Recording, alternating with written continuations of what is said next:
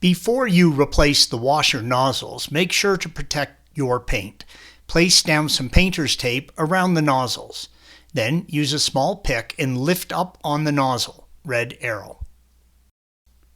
Wrap a set of vice grips in a rag and place them around the lower portion of the plastic pop-up sprayer. Do not damage the tube, just make sure it will stay up in the up position. There is a tab that holds the nozzle to the tube, indicated by the red arrow. Use a small pick and gently pry back on the tab enough to release the connection with the nozzle.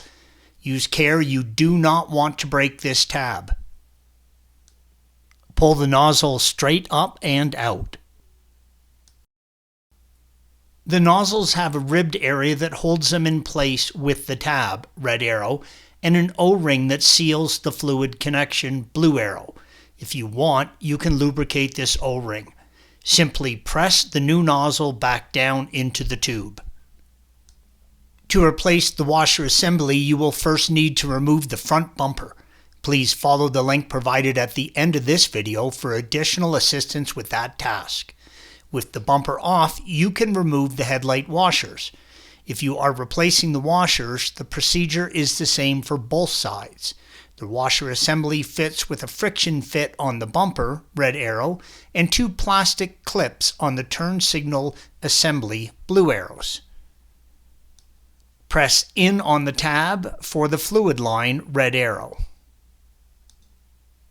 With the tab pressed in, slide the line back and off of the assembly, red arrow.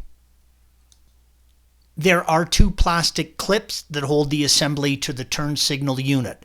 Use a small flathead screwdriver and gently squeeze the tabs in, red arrow. Use care if you are reinstalling the unit, you do not want to break these tabs. With both tabs released, slide the assembly down and out from the bumper. Installation is the reverse of removal. Thanks for watching. Be sure to subscribe to our channel and check out another video in this series.